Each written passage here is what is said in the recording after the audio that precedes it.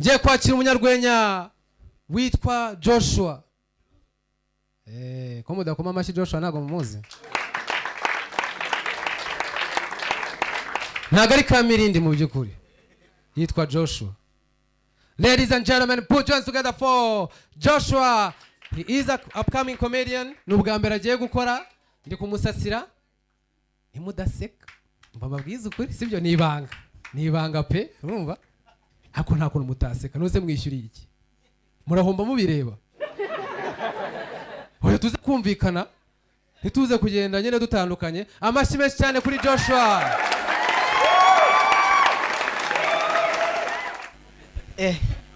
Hano hari abakobwa basa nk'ikirere kabisa. Akumvuza ikirere baranyibutsa. Ejo bundi twari tuvuye ahantu ikirere kitubera ikirere. Twaragiye imvura idukubitira minagiri. Muri uriya muhanda nta hantu wabona ho kugama. Imvura irakunyagira, umwenda ugafatana n'umubiri wawe. Turaza imvura iri kutunyagira tugeze ahantu ho kugama. Ikintu kibabaje, abantu bari bagiye kutwugamisha nabo bari barimo baranyagirwa. Twararebye tubona umusirikare ni kuri presidence. Tubona ari kunyagirwa kandi tubona ahantu ho kugama. Twafashe urugendo turikomereza.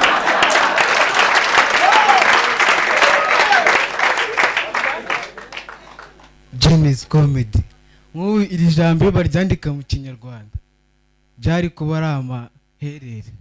Wari kujya ubisoma hano hari kuba ari ukayo mu Kinyarwanda. None ikintu gitangaje buriya binyibukije abagore bo mu cyaro. Akimana ishimwe nta mugore hano wo mu cyaro urimo. Mwese murasirimutse. Ikintu cya mbere gitangaje, umugore wo mu cyaro arimo aratera story ndi umugore avuga Ikinyarwanda akakica. Mama Shyaka, Papa Shyaka wawe akoze ibitangaza. Mama Shyaka, Papa Shyaka akubise Stefano ara ku muhanda. Nyine urumva bari barimo kunywa inzoga ara ku muhanda bya bindi byabo. Noneho Stefano bariyenjeje, abagabo barasheta. Umva yamunesheje.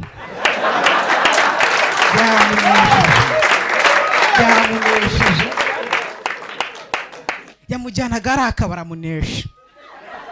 Yashyira ara akabaramunesha.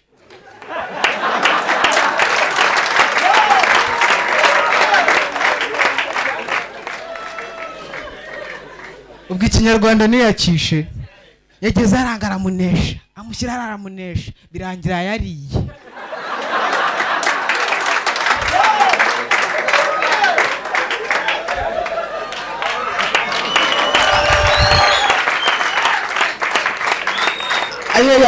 Ayo basheshe byarangiye Papa Shyaka yariye amafaranga.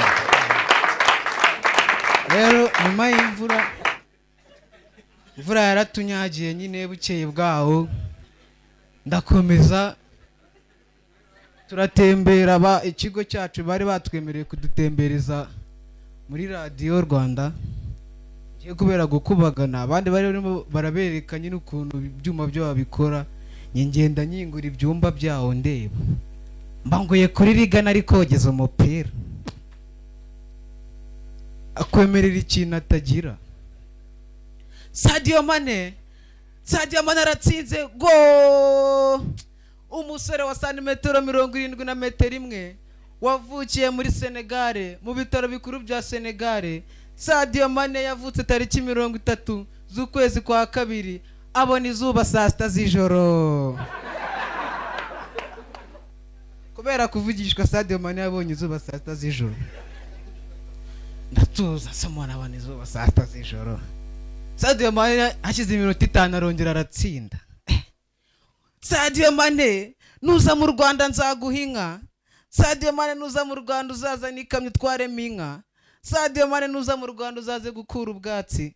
Nitegereje igikombe arimo kimwegereye mbona arimo aranywa icyayi cya mukaro. Umuntu ni gutanywa icyayi cya mukaro ari gutanga inka. Hano hantu hari amatara asa nk'ukwezi, mwabibonye namwe? Ari igihe abantu babishya bavuga ngo abazungu ngo baratubeshye ngo bagiye ku kwezi, ngo bagiye ku kwezi ngo bifotoje ku kwezi hazamo ukundi kwezi hejuru, mwarangiza namwe mukabiseka koko ngo ntago bakugiyeho. None se mushishoje situgira amezi 12 bari kuri kumwe nyine.